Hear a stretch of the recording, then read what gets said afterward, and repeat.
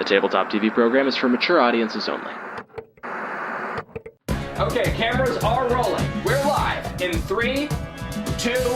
Thanks for tuning in to Tabletop TV. Hello, everyone, and welcome back to another episode of Tabletop TV, the very best game show that canonically only airs episodes in the evening. I'm Reed B, and I'll be your host and game master for the evening. And as always, I am joined by... My name is Borb, and I'm going to be playing Larder, Gillhooley, and maybe one or two or maybe even three other characters. I'm going to popcorn over to Sid. Hi, my name is Sid, and I'm going to be playing Tulpa! No, I'm just joking. I'm going to be playing Marianne. Popcorn Colton. Hi, my name is Colton, and I'm going to be playing Tulpa and a indeterminate amount of other characters here, maybe including Reed. Reed, I've noticed that you never wait for the last person to popcorn back to you. I'm sorry, Colton, can you popcorn back to me so I have speaking rights, Colton? I'll take my time. Okay. Anyway, today, guys, what we're going to do is we're going to do something a little different. Anybody ever heard a game of Everyone is John? I've been waiting a long time for this. No, please. No. I don't have my character prepared. All right. Popcorn Reed. Dude, the power. It's returned to my veins. Incredible. How do you guys feel about doing a quick little recap? Let's do it. Yeah. All right. Thank God none of you said no. I haven't answered yet, Reed. You're right, it's a democracy, Sid. You're the tiebreaker. Let's do it. God, I just feel so not in control today. This is... I feel like at any moment everyone is John could start, and there's nothing I can do about it. All right. Last time on Valley of the Dreamer, the third game of the Seer erupted in flames as a strange and magical phenomenon rocked the land of Atlas. The gathered crowd watched in absolute horror as the competing mages' magic went haywire. Archie's small fire hexes and cantrips suddenly exploded into bonfire-sized pillars of flame, and Jenna Ulrich's quaint animated household objects suddenly turned into an inanimate army, carrying away Lily Tillman. And finally, Terror the Beast Whisperer accidentally gave sentience and speech to a horse we learned was named Jean. Our heroes bravely fought off the horde of animated I'm buckets. sorry. Yeah, what's up? The horse's name was how? Jean. John? Oh my... Everyone is John. Whoa, everyone. No! It's happening. I've been planning this for weeks. All of you are three voices inside of the head of a horse named John, and you need to escape this flaming circus tent. Okay. So our heroes bravely fought off the horde of animated buckets and kettle corn globs, chasing after the abducted Lily. Marianne fought off one of her very own puppets that was animated by the spell. Tulpa formed his hands into a weird little meat flute and played just a nasty little riff, impressing Larder, but doing little else to actually aid in the current situation. And Larder Gillhooley, pulling from the strange magic of the scenario, was able to cartoonishly draw a fence into the sand with a shepherd's crook and manifest it into reality. Finally, as the tent came crashing down around our party, Tulpa transformed into a ostrich, dino, raptor-looking thing, and Larder and Marianne hopped aboard, riding out of the tent, chasing the young Lily outside, where she was recovered in a scene of daring heroics by the party, where Larder and Marianne ate shit in the mud, and through a truly incredible roll, Tulpa was able to lasso using his own arm, get Lily off of the running palanquin. The very next morning, the Fellowship of the Songstress was assembled and took off from the town of Corbin to begin the main journey, minus Tulpa, who found himself in a strange cell, whisked away in the night by the seers, who were speaking in hushed tones, worried that a group of people known as the Cult of the Lucidites would perhaps find him, and this could spell doom for the kingdom of Atlas. Thankfully, it seems like Tulpa is built different and was whisked away through a portal back to his friends of the Fellowship. And that's about where we're going to start off today.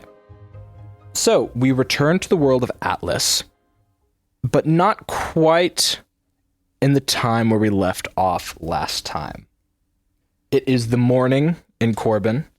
The assembled Fellowship of the Songstress has assembled outside of town, and the three seers are floating there to see you off. Tulpa, in this moment, is currently absent. This is before Tulpa's return, and he is kind of a no-show for the morning at the moment. The three seers float above the gathered fellowship. A crowd is gathered around, waving them goodbye. "I'll see you later. I'm gonna miss you, Grimbus. Oh, Tom, do be safe.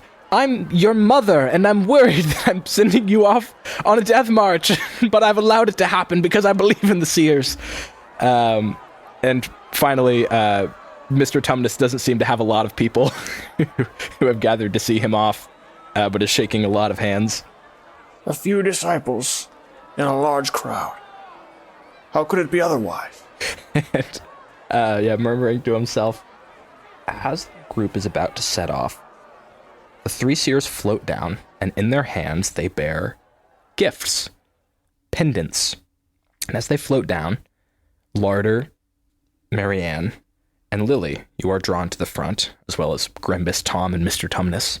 The seer Providence, with that, classic, echoey, metallic voice, says to all of you, "Artifacts for your journey.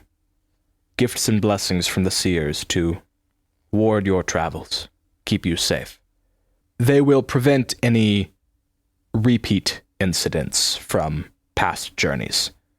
You may have heard harrowing tales of lost songstresses, but fear not.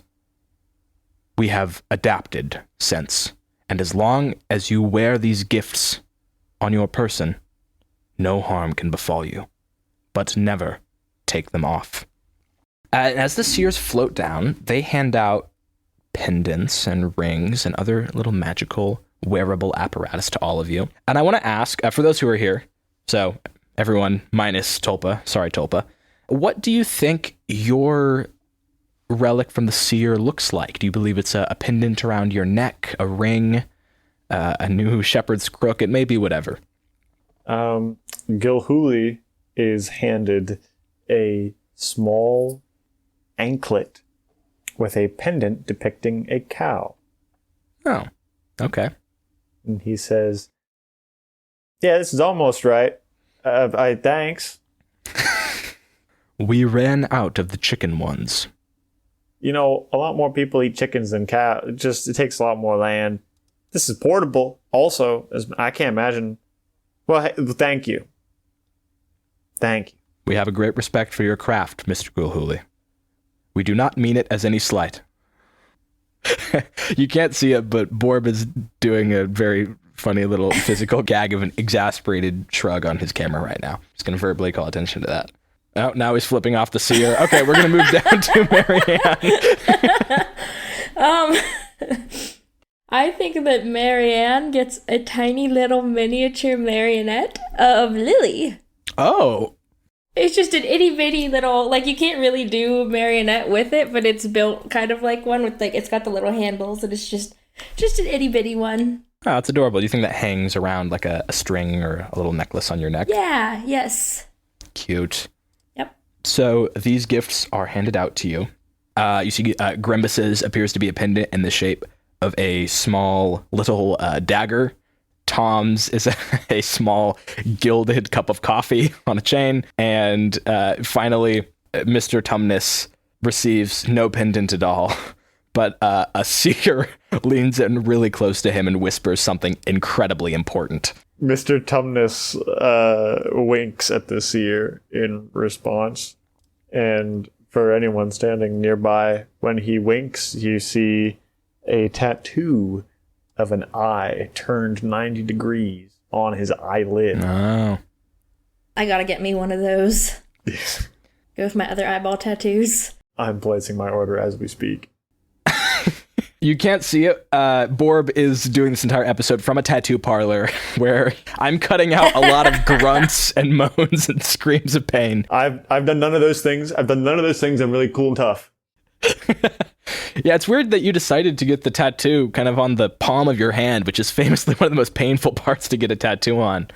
Mid-episode. It looks sick. He's getting the Pan's Labyrinth, the eyes on the hand. Yeah. Oh, it's weird. You have eyes on your hands, but both of them are Bob the Minion. Dominion. What an awesome tattoo. This series has been haunted by Despicable Me. Okay, so... Yeah, like, remember when Tulsa grew in the first episode? Grew? Yeah, when Tulpa grew. Oh. Alright, I gotta get this fucking... Everyone get in your seats, put your fucking seatbelts on. Enough horseplay.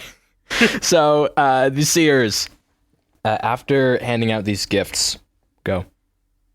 Best wishes and safe travels.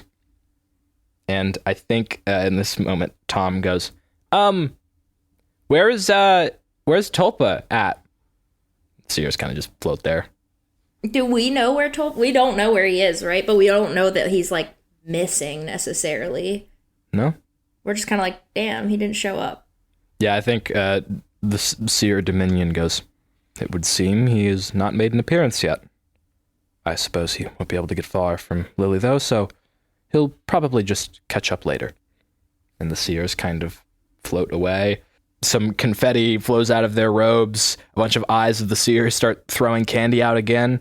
And all the inhabitants of Taubin and Corbin clap and applaud and whistle and wish you farewell. And all of you kind of bid farewell to a lot of familiar faces you grew up around in Taubin. So all of them give tearful goodbyes. That'd be like if the cops had, like, Jolly Ranchers falling out of their uniform pants, like, right next to their gun. You know what I mean? Huh? You've got your service weapon right next to your t-shirt cannon. Hey, well, so where is Tulpa? Where is that? Marianne, do you know where he is at? No, usually he's with Lily, but we have Lily here, presumably. Well, she hasn't really been mentioned quite yet, but I'm assuming she also got a little pendant. Oh, I thought she was with you. Lily did, in fact, get a little pendant.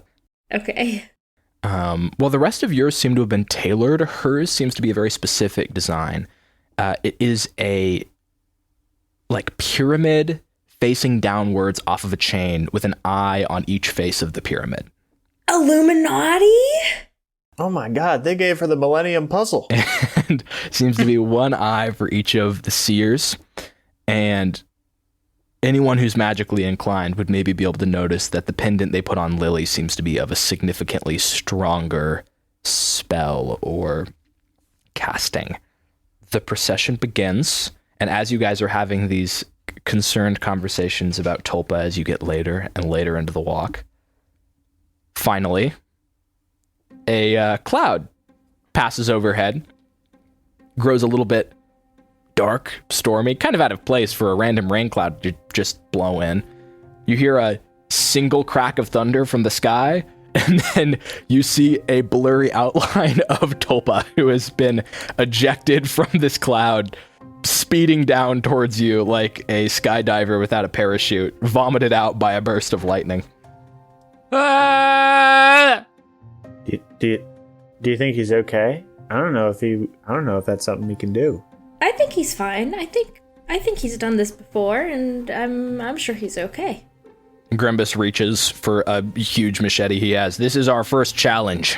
No, I don't think it is. You dumb shit, Grimbus. It's clearly a divine test. We must slay the beast before... Oh, it's your weird pet. I apologize. He puts his big machete away. Lily runs over to you, Tulpa. Whoa, Tulpa! I was worried. Oh my goodness. Cool, that worked. I think I got kidnapped. Or Tulpa-napped? Am I a kid? Yeah, I guess you're whatever you want to be. Okay. But yeah, I think I got put in prison. I think by the Seers? What? I don't know if I, like, broke a law with, doing the whole Uno Reverso on their dreams, but I think they put me in prison, which is kind of crazy because, as is established, we really just used the death penalty in Taubin. Yeah, old man Mr. Tumnus goes, it's true. Canon thing about outer Taubin, completely lawless out there. Some say it's even more humane than life in prison. Are you cool sharing ownership over the voice of this character, Borb? Absolutely. All right, sick. Cool. Because I like when you do his voice, but also I feel like I need to be able to steer him a little bit. Worried murmurs spread outwards from the Tulpa impact crater. Tulpa, because of your greatness theme and your magical ability, it seems like re-entry has not damaged you.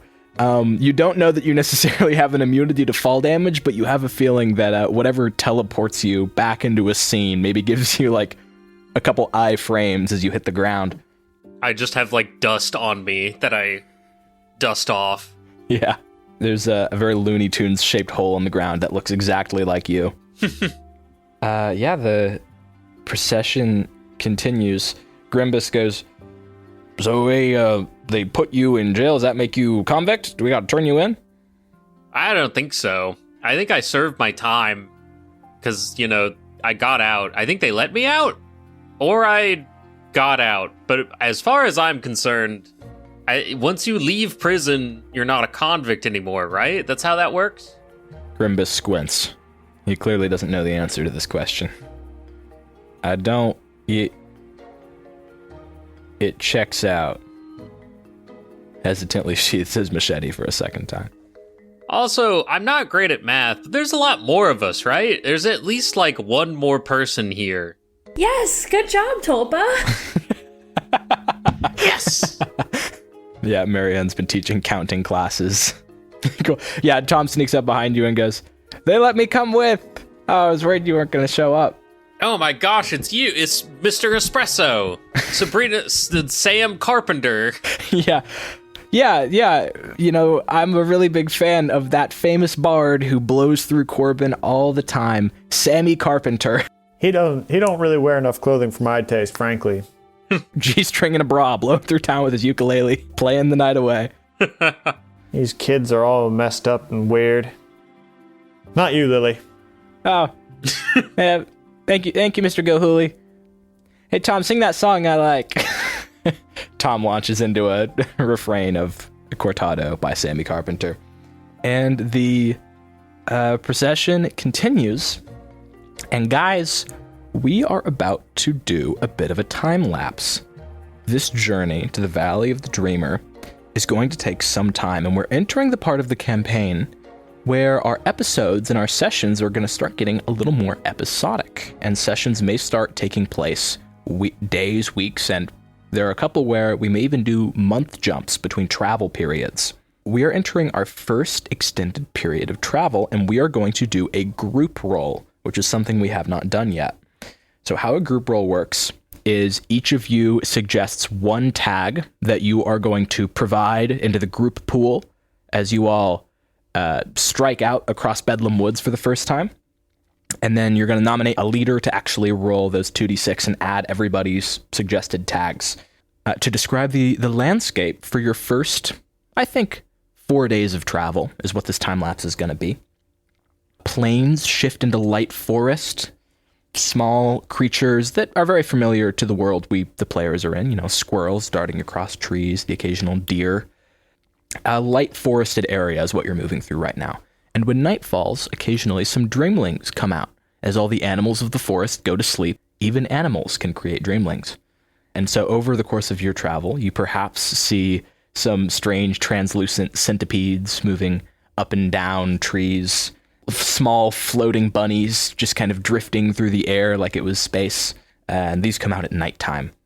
So describe a tag you think you're throwing into the pool here to help everybody, and perhaps describe an action or scene associated with that over these 4 days of travel. Under my theme, new to the world, try something new and or learning new things. Can I learn from other people and be asking a lot of questions so that whatever survival stuff that we're doing, everybody's making sure that they do it in the exact correct method. Nobody's cutting corners because, they have to explain everything to me. Yeah, I think learn something new. You know what? Here's what we're going to do. We're going to have you make a side roll here. That's not part of the main group roll. Okay. Roll 2d6, add learn something new. This is going to be a roll to see how well you take to survivalism and foraging and hunting. This is kind of a learning role for you. Okay. Can I add naive, which is my my negative tag, because I'm kind of stupid and maybe I just like I also like don't eat food or survive in any kind of similar way to other people. So maybe like somebody tries to explain something and I just don't get it. Yeah, we just get a shot of Grimbus going, so we need berries in order to live. We need food in order to continue living. Do you understand that? Is that like kettle corn? And also, isn't it kind of like a choice to eat? Like you just like you do it. It doesn't like happen to you. So what do you mean you like need to do it? Yeah, brother, it's a choice to eat and it's a choice to die. And the two are very correlated with each other. So I need you to stick with me while we go hunting for berries. All right, yeah, so roll those 2d6 and you're rolling them flat because you've got a positive and negative tag. Okay. I got a 6. A 6. Okay, so a 6 or lower is full consequences. Oh no. Which is unideal. So, yeah, I think you really aren't taking to learning foraging because you don't really understand the concept of food or death just yet. I don't think either of those have set in for you. So you are kind of dead weight over the course of this first period of travel. I think we're actually going to throw Tulpa's naive flaw into the group roll instead of any of his bonuses. Oh. So we're going to be subtracting 1 from the group roll right now. Since I did a check with my naive tag, do I get an improvement or is it only if I pass the check? You mark a point of improve right away. Okay, sick. Fail or succeed. We learn through adversity here in Legend in the Mist. And yeah, anytime you apply a tag, mark a point of improvement. Cool. Notably, the improvement has to be on the theme the hindrance came from. Yeah, that makes sense. Yeah, coming back to the party on day 2 with no berries, covered in leaves and shrubbery is Grimbus and Tulpa. Grimbus looking absolutely horribly upset. I would like to make a check, or at least throw a tag into the ring here. Uh-huh. Using my my pasture and coop theme. All right. To try to keep everyone together and on track with the help of my trusty crook. Okay, cool. I do like having each of you make an individual roll to see if you add or subtract from the inevitable group one. So make a check for me for pasture and coop. Add whatever other tags you feel would apply. Do they all have to be from the same theme? No, you can freestyle. I think that my foraging / going without tag would be applicable as well. Yeah, I totally agree. I have rolled a 10 prior to the tags, so that's a 12 total. 12 total. That's a full success. Woo. With 2 power. So you will throw... Here's what I'll say. I think you'll throw the power you generated from that roll into the group roll, which is 2, because you added 2 tags. So I'll mark that down. Cool. Sid, are you ready for a Marianne travel action? Yes, I think Marianne is going to use the living off the land tag that is part of her missing family thing. Okay, love that. I want you to make an individual roll right now to see if you add or subtract from the group effort. And do I get to add my living off the land with it? Yes, you do. Okay. Can I also add self-reliant and familial protection? I think so. Absolutely. If this is like over the course of travel, keep Lily safe. Yes. And provide for Lily off the... Yeah, I think so. Ooh, actually... Maybe not not self-reliant then. Yeah, I want it to be focused on Lily. Yeah, okay, I like that then. I like keep Lily safe and living off the land. I got a 6. Okay, 6 is a full failure. Burning a tag would push you up to a mixed. What does it mean when I burn a tag? Like, what does that... You're not going to have access to that tag until you get some rest and recovery, or until you do something about it in the narrative. I'll do it. I'm gonna burn familial love and protection.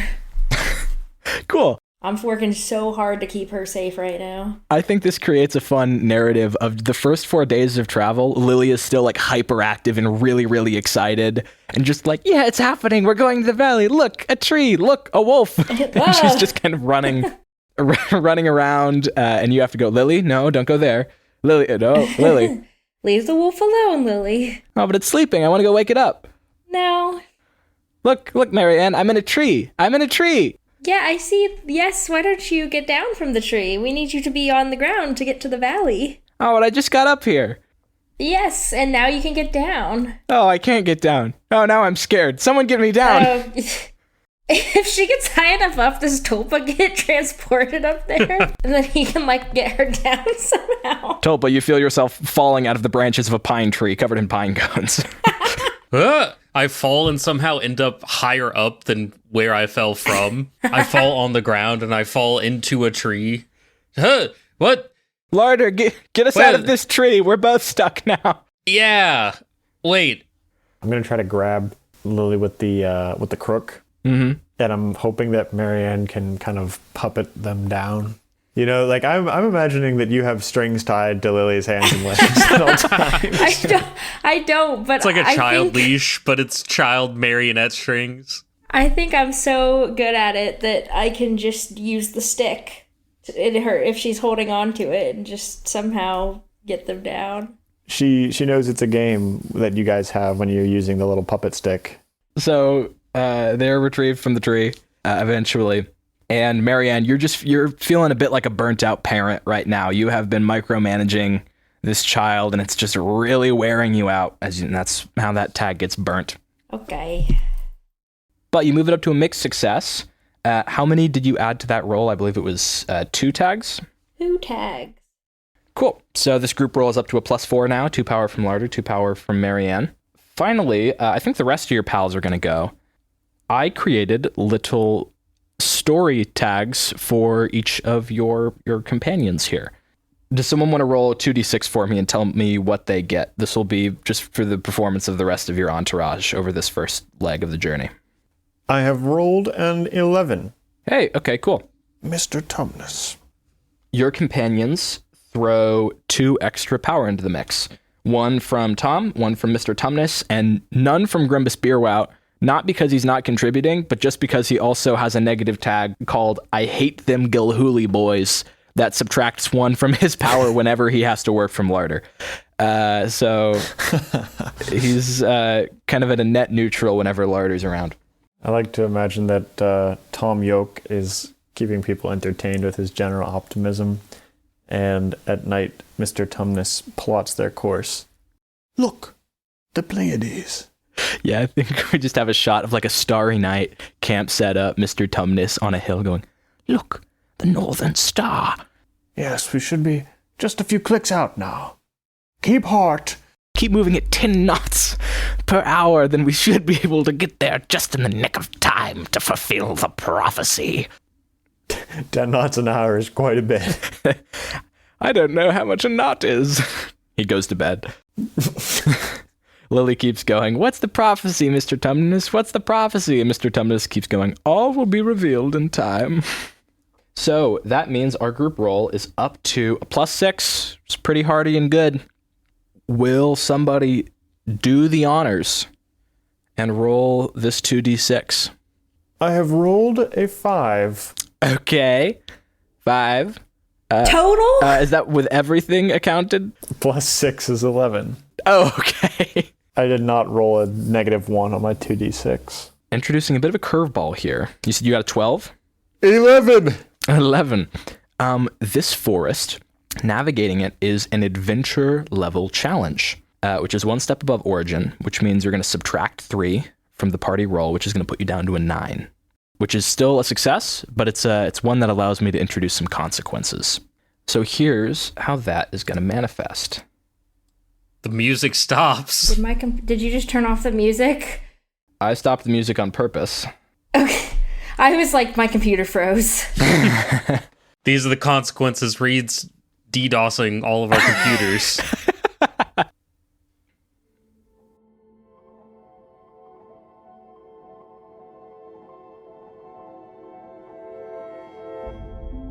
Marianne, it's about your 5th day of travel.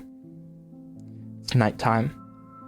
You are tucking into a sleeping bag by a heartily burning campfire. The calming crackle and pop of the embers lulling you to sleep. Snap, crackle, and pop. Whoa.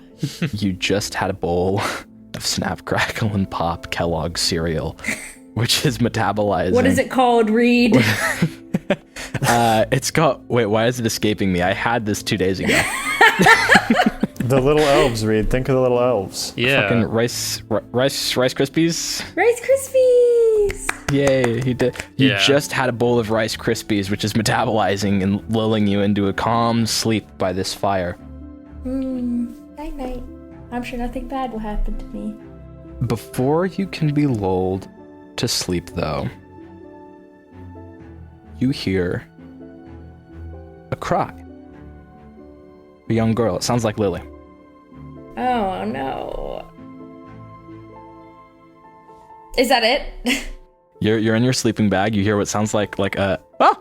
Is it near me? Or... It actually sounds like she's kind of a little further off into the woods.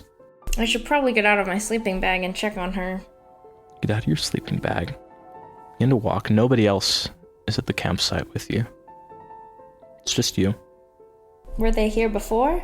It's certainly here before. I wonder where they went. Coming from the woods. Marianne! Marianne! Help! Help! Marianne! I'm gonna start moving a little quicker. Moving a little quicker. You exit the clearing. Speed walking at first through the woods, eventually I think breaking out into a run, jumping over creeks, barefoot, snapping twigs, moving through denser and denser vegetation. And the whole time the voices are getting louder. Marianne! Marianne! It's cold. It's dangerous. Marianne! Where are you? I'm gonna start yelling like, I'm coming, Lily, I'm coming, hold on. You break through the clearing, and you see Lily Yay! standing in the shadow of a No! huge black cloaked figure. Oh. Just looking down at her. Lily turns back around to look at you. Her eyes are completely and totally black. Ugh. She looks at you with a pale face and just goes, "Goodbye, Marianne." Oh. We're going to cut to Larder's perspective. Larder, you were staying up a little bit later, just to kind of feed the cocks, get all of them tucked into bed individually, keep the fire lit. You turn around and you see Marianne is violently writhing in her sleep. What? Oh, shit. Wait.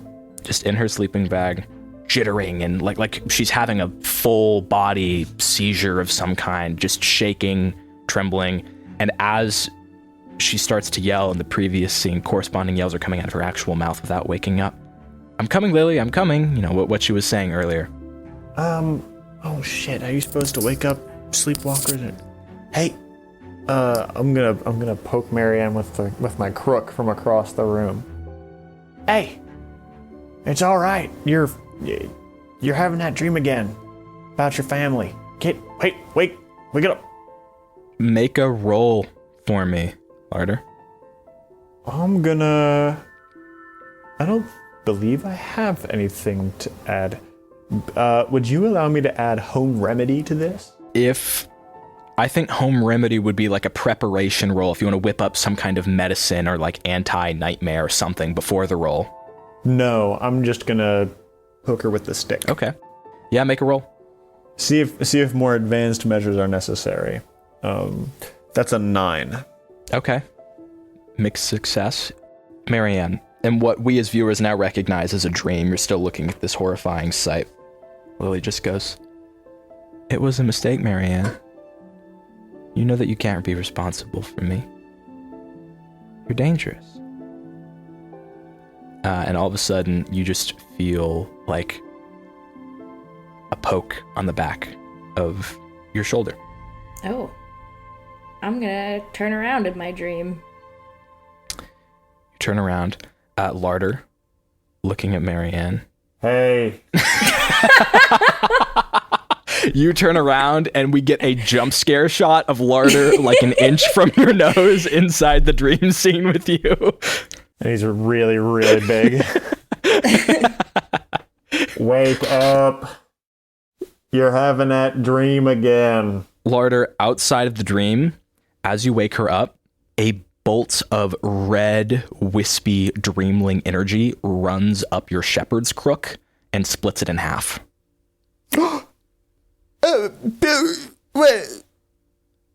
Marianne, you awake with a start. Sorry. And off into the woods, that red, ghastly spirit moves. Quick as a flash, Marianne is awake. I think as soon as she wakes up, she's gonna be like, "Where's Lily? Where's she at? Where's Lily? God damn it all to hell, Marianne, you broke my cockstick. Where is Lily? I thought she was with you. We're both right here." Oh, well, that's true. A sleepy Lily opens the flap on a very fancy red tent emblazoned with gold seer's eyes, rubs sleep out of her eyes and goes, What? What? Oh, I was wondering who was in that tent. I'm gonna run over to Lily and make sure she's looking okay and everything like that. Yeah, I'm doing fine. I'm just, you woke me up. You scared something wrong? No, everything's okay. Just, go back to bed. Oh, okay. All right. I love you. Oh, I love you too. She goes back to bed. I have a question for Colton now Yes. that we've talked about a little bit off camera, but we can start to address on camera. Has Tulpa been sleeping? I think he tries to, but he doesn't really know how. And so I think he just lies down for an indeterminate amount of time and just thinks about what sleeping is. You are on hour 6 of laying with your eyes closed, fully conscious, thinking about the concept of sleep, attempting to manifest it. You feel like you're getting pretty close, but it's just, you can kind of still feel the ground underneath you. You still kind of have that internal narration going. And maybe right as you're getting close to something resembling sleep, maybe you have one crazy daydream thought. What's the first daydream thought that would pop into his head if he was learning how to dream? What if one of Larder's chickens came in here right now, but it was already on a plate and it had some kettle corn with it? And then right as you're drifting off into that thought, you hear the shout of Marianne bursting awake from a nightmare. And you just see a red poof of smoke and energy move past and out of your camp like a lightning bolt. Huh? What was that? Did you guys see that? Hell, is the camp empty? I think Marianne is busy checking on Lily. Maybe if we don't say anything, he'll go away. Are you talking about Tulpa? Who? He will not go away. He cannot go away. Oh, shit, that's right. Yeah, no, we're over here. Why are you in a different tent from Lily? You guys see I like my privacy. I'm beginning to appreciate it, but also It's right next to her tent. it's a tiny tent that's attached to her tent. I'm picturing motorcycle sidecar, but in tent form. Exactly. There was red smoke, mist, shit. Sorry, Lily. It just shot by. Grimbus, walking out of his tent, fully clothed in hunter's gear and camouflage, goes, I got it, and he starts sprinting after the red streak of light into the woods. Let him go. Yeah, that sounds good. All right, he's got it. Nobody stops him. Everyone's goodbye. He seems like he's got a good head on his shoulders. He heard red streak of light and decided to chase it. Yeah, sounds good. I will handle the situation and prove I am the superior clan. The Beerwouts will reign over the Gillhooleys again. Hey, you know what they say? Red streak of light, hunter's delight. True. Grimbus stops and goes, "That's exactly what they say. That is exactly what they say." That's exactly what You're they losing say. it. Hate, you're losing it. Fuck. Thank you, Larder. I mean, no, curse your name forever. He starts running again, panting off into the woods. Yeah, Tulpa, I saw whatever it was. It broke my hooked crook. Your hook crook? My cock crook. My hooked cock crook. Your leading cock? In twain. Say that again. Run that by me one more time. Sorry, I'm still waking up. I think. I can't hear you from across the thing. Oh, sorry. Hold on. Let me walk closer. So it Mark Twain your cooking crock? Yeah, it foghorn leghorned my lockbox. While this is happening, suddenly awoken at this late hour, I think Tulpa and Larder, mid-argument, your attention is maybe grabbed by a sudden loud caw, caw, caw, and your cockbox is just really lighting up right now. For some reason, there's a lot of noise and feathers rustling coming from inside the coop. Oh my god. I had a dream just like this. Tulpa runs towards the cockbox. Okay. Tulpa, as you run towards the cock box, isn't it crazy how desensitized we've gotten to the word cock? I was thinking about that yesterday, how we opened episode 1 just going, yeah, he's a cockard. That's all there is to it. He's got his cock box and he's the cock man. He's got a bunch of cocks. Tulpa, as you run over to the cock box, whip around the corner to the hatch where it would be opened to, get in there, interact with the chickens. The cock box hatch, the cock box hatch, say that 5 times fast, is swinging ajar with a rusty creak. A couple of the chickens have curiously hopped out, and there is just kind of a burst of feathers. Something has opened this door. What do you do in this moment? I think Tulpa, being confused, either he thinks it's like a fox that has gotten into the cock box, or he thinks that the cocks have arranged themselves into a feast for him. He's gonna peek inside. I think I wanna see what's going on. Okay. Yeah, make a check to investigate the circumstances of this open hatch.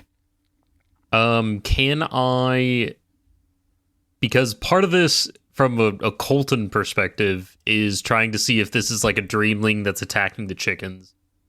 Can I use Dreamling Insight to see if there's like dream stuff going on? Dreamling Insight is absolutely applicable here. That was the correct call as a player. Hell yeah. Hiya. I got an 8 total. An 8 total. That is a mixed success. On an 8, you look around.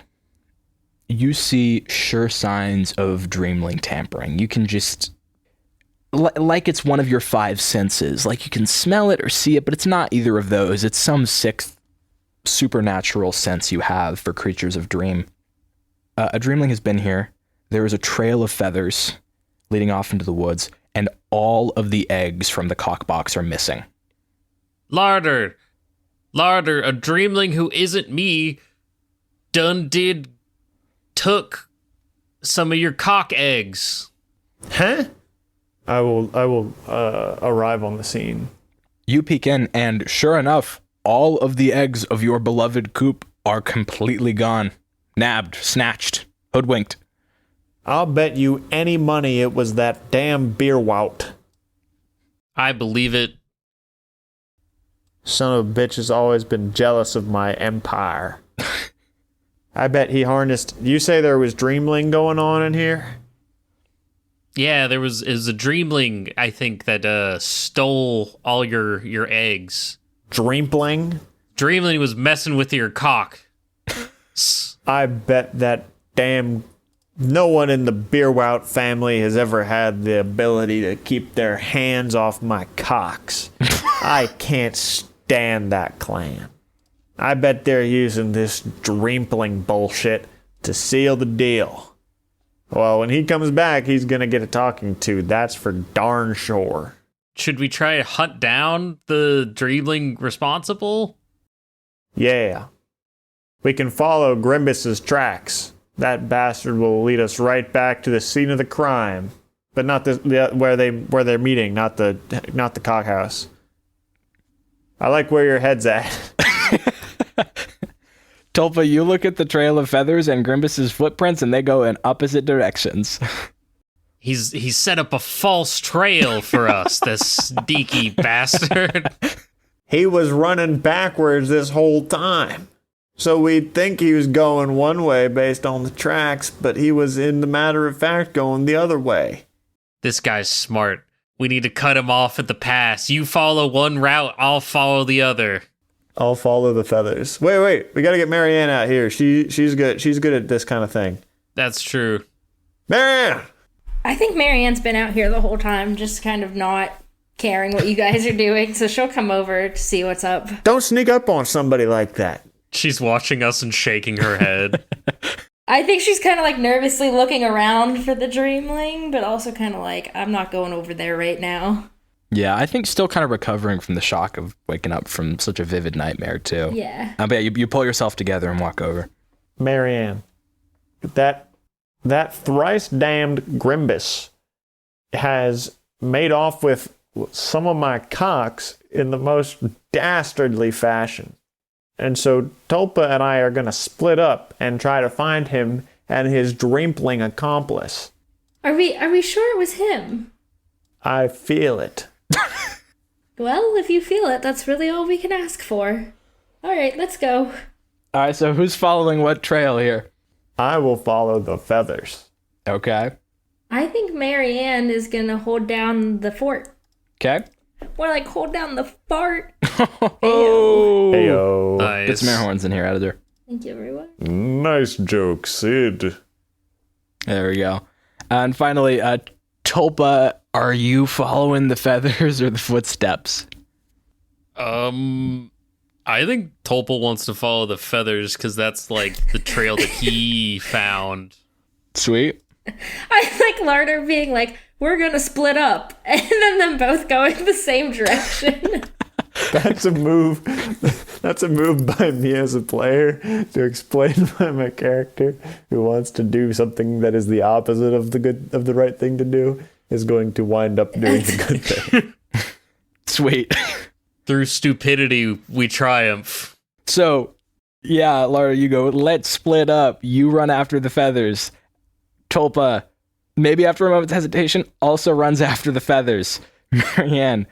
It's perfect sync. We turn both to the feathers and keep walking, and then we like look at each other, and then we just keep walking.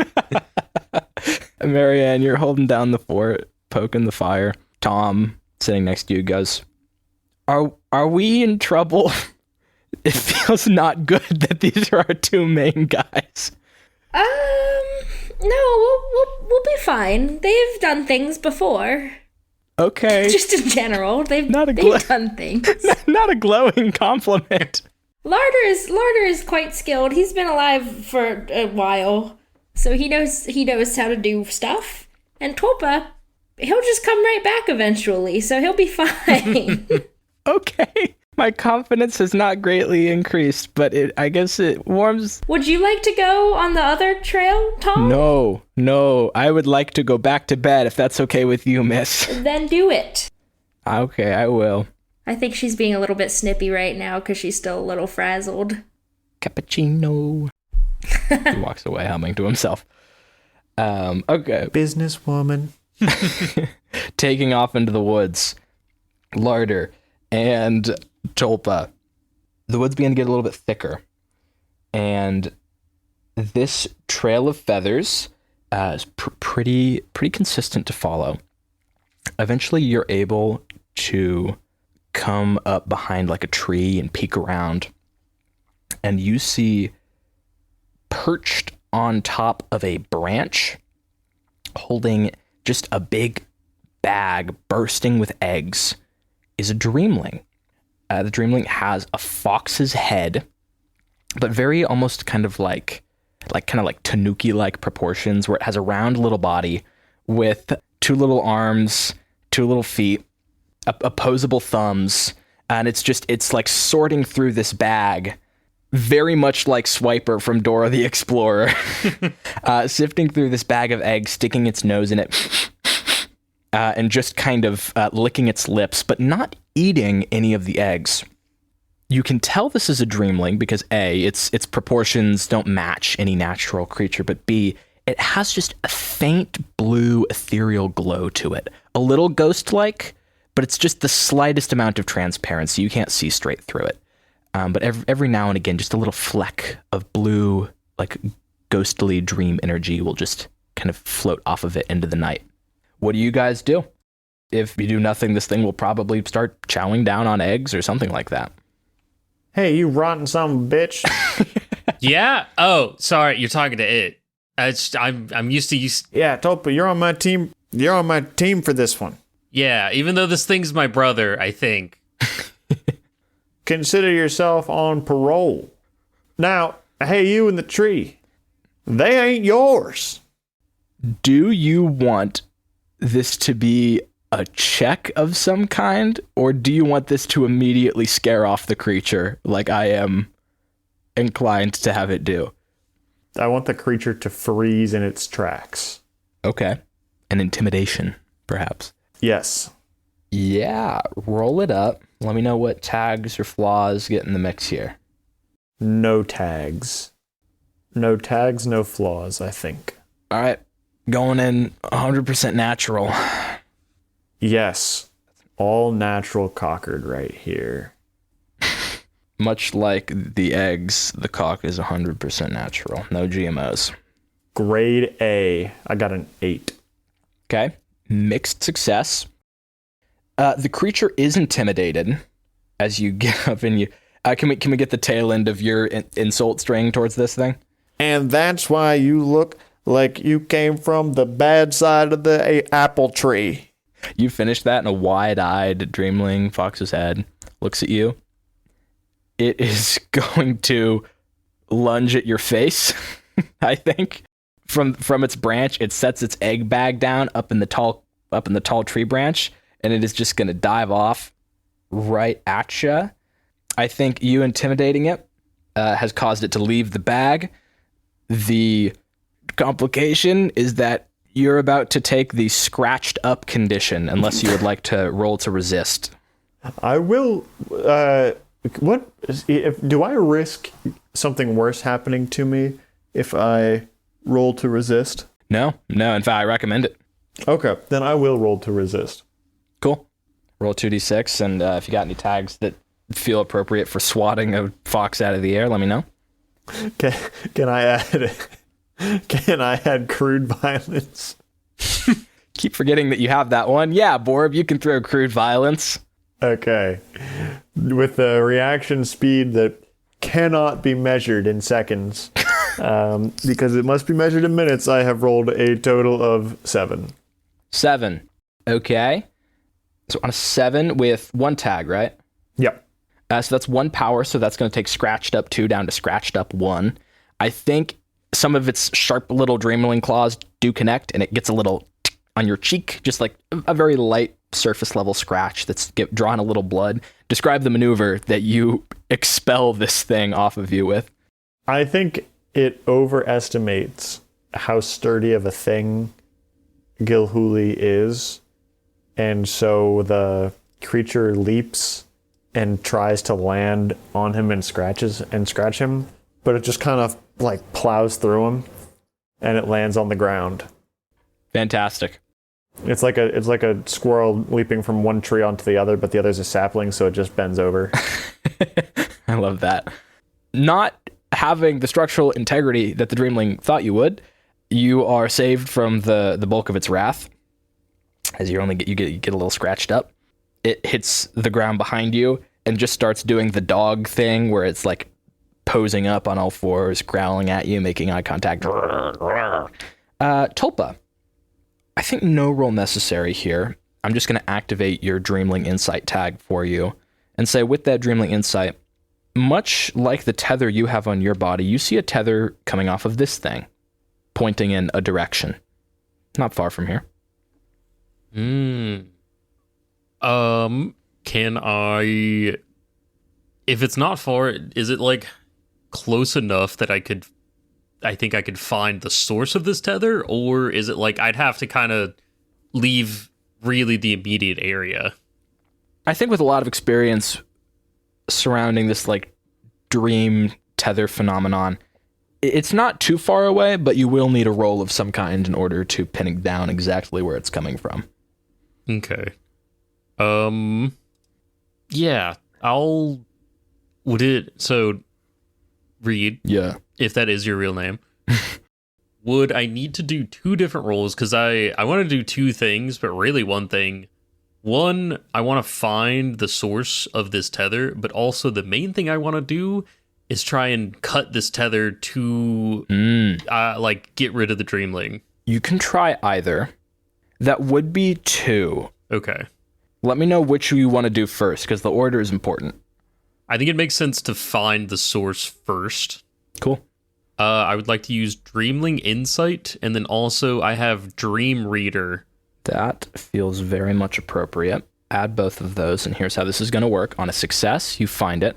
On a mixed success, you find it, but Larder and this creature have another bout, and Larder will perhaps sustain a little more damage. On a failure, you don't find it, and Larder's going to get really roughed up by this thing. Okay. I got an 11 total. Whoa! God damn. High rollers. You see this tether faintly hovering in the air, just a line of like wisps of that faint blue smoke, incense almost, but it's not tangible. It's not a physical thing. A spiritual cord. You follow it just a couple paces off into the woods away from where Larder and the Dreamling are now circling each other with murder in their eyes. And you find, sleeping in the grass, a fox. Just a normal fox. Seems to be dreaming peacefully. And you see that tether seems to attach straight to the fox's head between its 2 sleeping eyes. And there, I think having used Dream Reader, you see a bit of a very small blue doorway appear between its eyes. Not one that you could fit through, but perhaps something you could peer through. Okay. Can I take a little look-see? You look through this tiny little, like, blue ethereal people, and you see the fox's dream. And this fox is having a very simple dream, but a very powerful dream. The fox is dreaming of rolling in a mountain of food and eggs. Just eating egg after egg after egg, and, perhaps a field mouse here and there. The fox is weightless and jumping around for joy.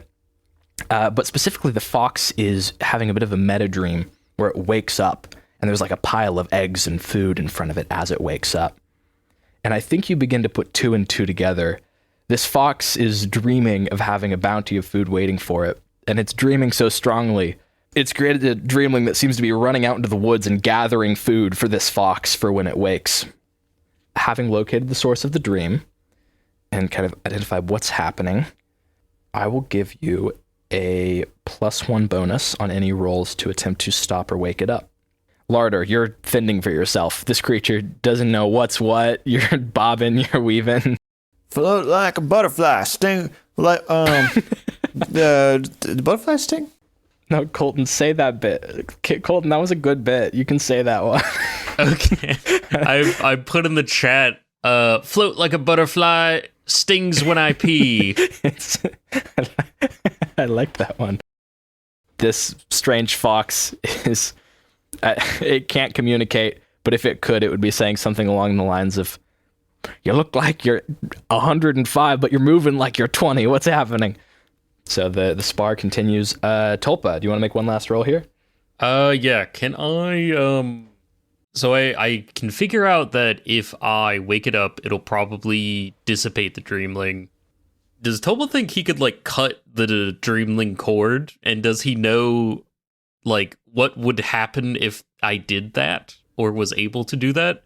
And also, is that a thing that's like, oh, it's immaterial, I just can't unless I have some crazy magic artifact or something. Yeah, okay. I think answer to that question, you can't like physically cut the cord. That's not how you get a dreamling to go away.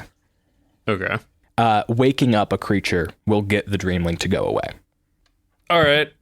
I think in that case, Tulpa thinks about trying to cut the cord. He wonders about what would happen if he was able to, and then he's like, well, that just can't work. And then I would like to shapeshift my hands into two different, like a pot and a pan, and just Yeah, I love that. Cool. What tags you add in there? Let's see. Imperfect shapeshifting. Try something new, because I've never used it to make myself into a pot and a pan before.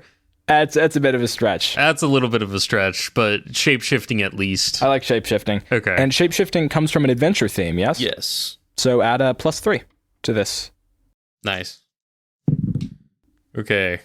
I rolled a 4 with an extra +3, that's 7, with the 1 extra from my tag, that's 8. Mixed success. Okay, Larder. This thing gets one last laugh at you right before the symbols come crashing together. I think we cut back to your scene. It's a crazy pitched fight scene. You're swinging you're swinging 2 shepherd's crooks around like dual wielding daggers, just flipping them around like fucking like Raphael the Ninja Turtle. Just yeah. The Dreamling is bouncing around like Master Splinter. Just like pop, pop, pop. You're parrying. Eventually this thing gets flung back. Duel of the Fates is playing. It gets flung back, lands on the branch with the eggs, grabs the bag of eggs and holds them over the edge of the branch and puts a palm forward. And then it's going to drop them. Eggs, we slow motion, we see them begin to fall from the sky right as and the fox jumps, startles awake, and you see that dream cord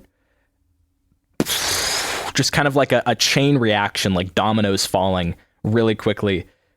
The cord disappears from the source and then disappears all the way up in a line.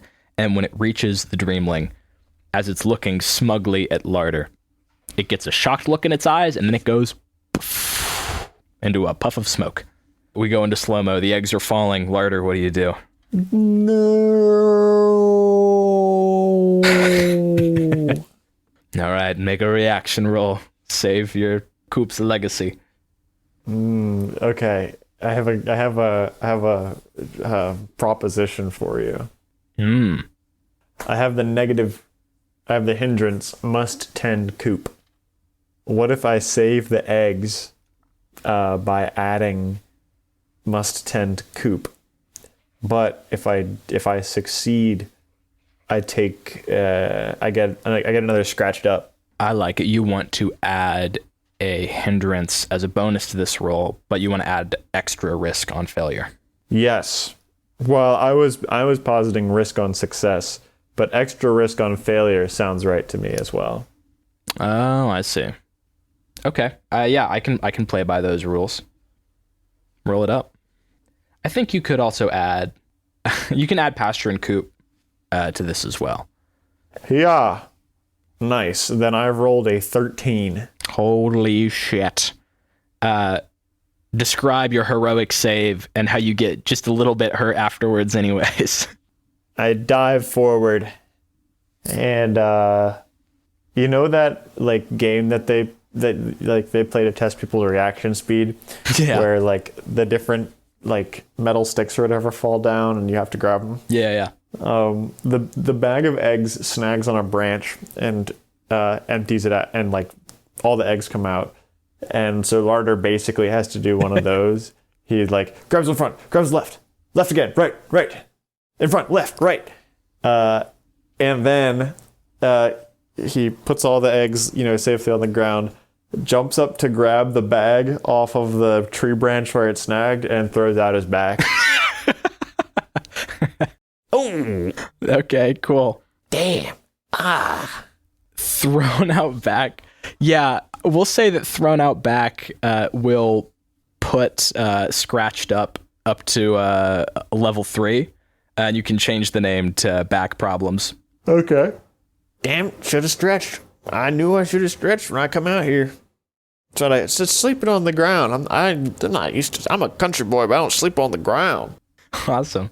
Yeah, so after that incredible feat of dexterity from this old-ass man catching each egg individually, Spider-Man in the Sam Raimi's movie lunchroom scene style, if you know what I'm talking about, Yeah. you deposit the eggs safely back in the bag with your thrown-out bag. You look over and you see Tulpa walking back towards you, clearly having done something. Oh, hey, Larder. You get your cock eggs? Yep. I got all the cocks that laid eggs. I got them back.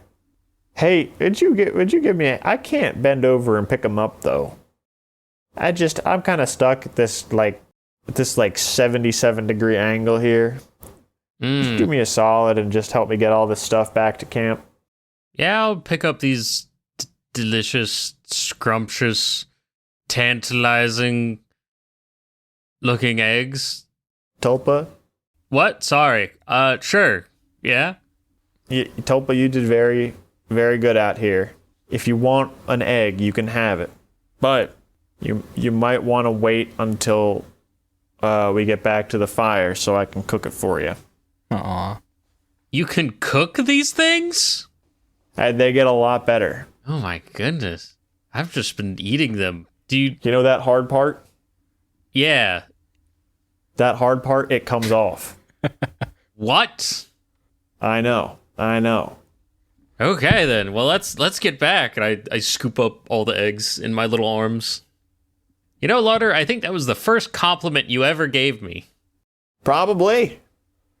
Ever since I learned that you're not the devil that haunts the hills from which my family came, and you've proven yourself useful, as well as disgusting on a couple of occasions. So, maybe I'm warming up to you.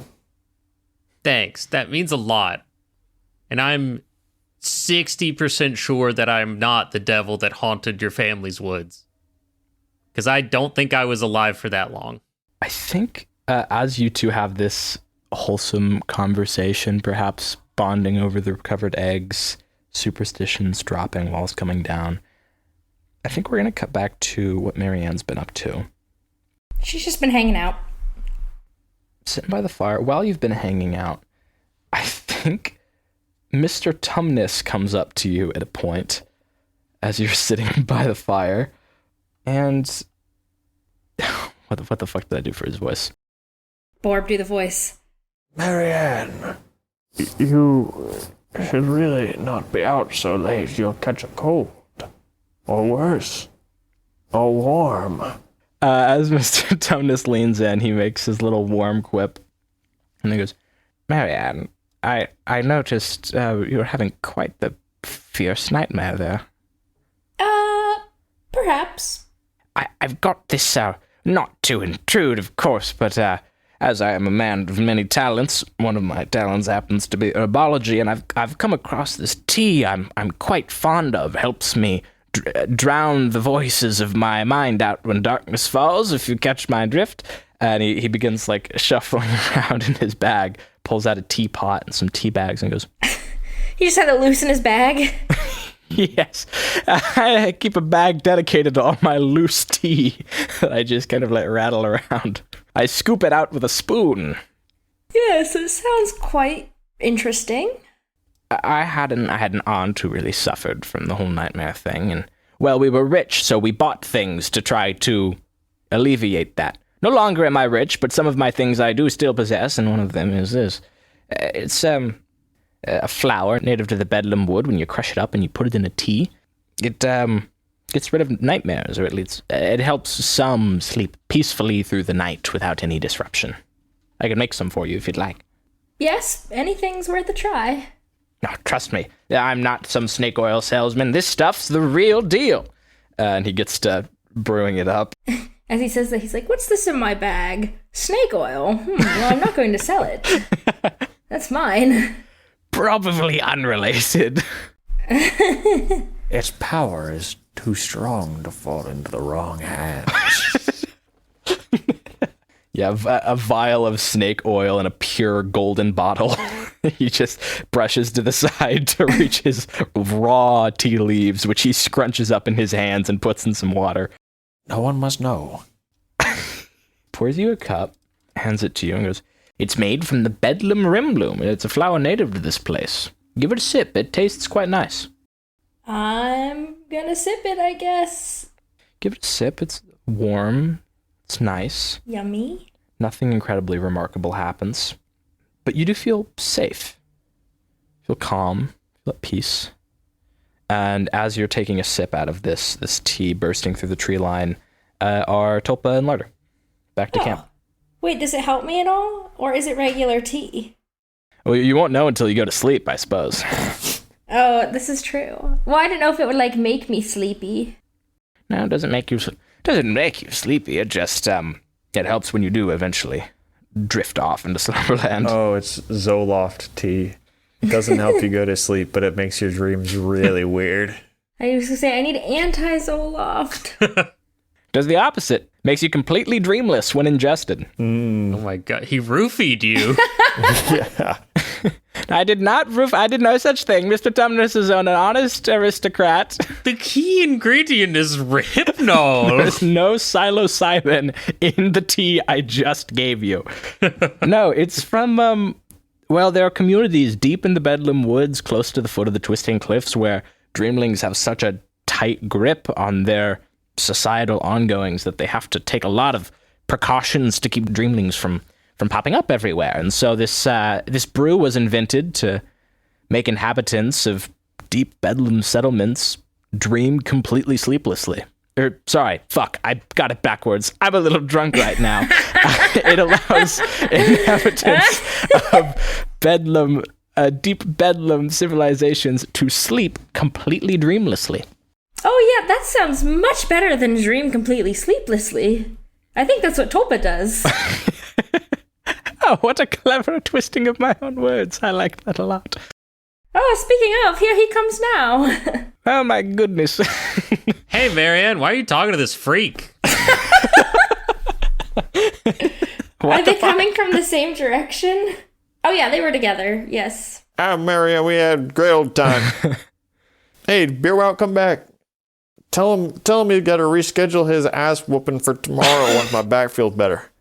He did not.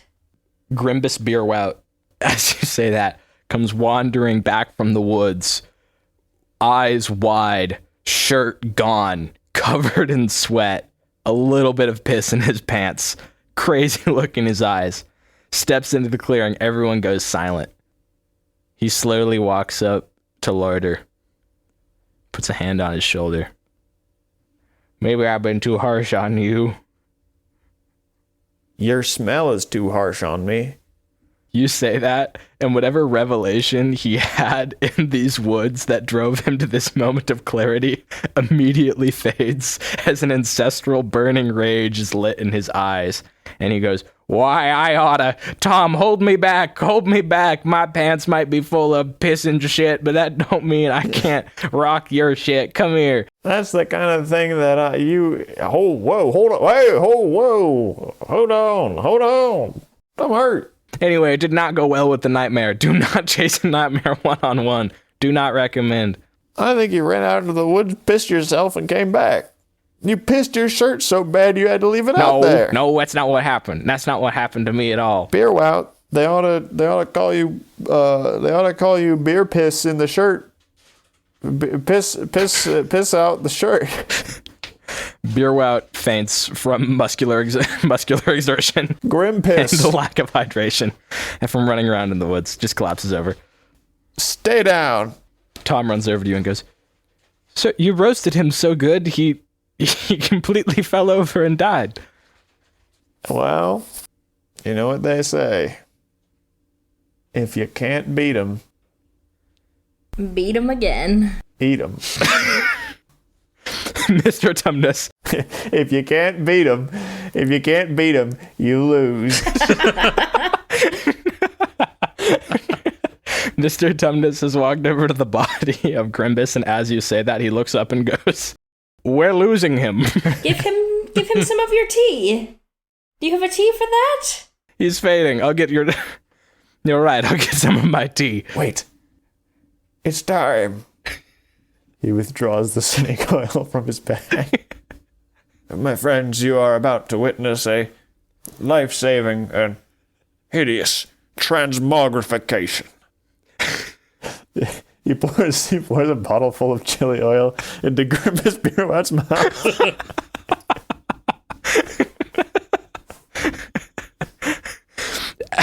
As Grimbus's screams echo through the countryside as he's temporarily resuscitated by chili oil in the mouth and some in the eyes, as the aim of Mr. Tumnus is not so good.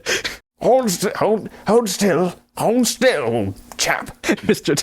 Tumnus looks up at all of you and goes, "If anyone asks, you did not see what transpired here today. The snake oil must remain a family secret." Are we a family now, Mr. Tumnus? Oh, no, my family that cast me out. Oh. Well, why are you keeping secrets with them? They don't sound very cool. No, that's why I've let you into my inner circle. Some might say into your family. There are some things, my dear Marianne, that can be shared amongst travelers and outcasts, but the Tumnus snake oil, oh, that is a dire and dear secret indeed. Marianne, why does this guy's voice change randomly? I thought that was Larder telling me this, but then I realized it was Mr. Tumnus. It's crazy how similar they are sometimes.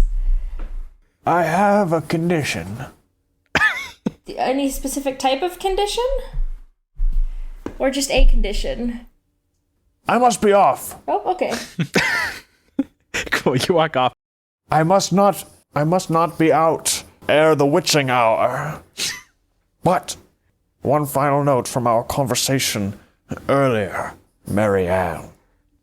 Among those possessions that I had at that glorious time, when we had all the remedies for nightmares and other such ailments, one thing I do not have, as well as wealth, is an aunt. Good night, and sleep well. You too, sir. Smoke bomb! Does he just announce that? Does he just say smoke bomb, or does he actually try to do one too? He throws a smoke bomb. Okay. A cloud of chili oil clouds all of your visions as suddenly tears come to your eyes and your throats burn. It's really more tear gas. Even Mr. Tumnus is going, "Oh, shit. Fuck. Oh, no." That was supposed to be the tea grenade.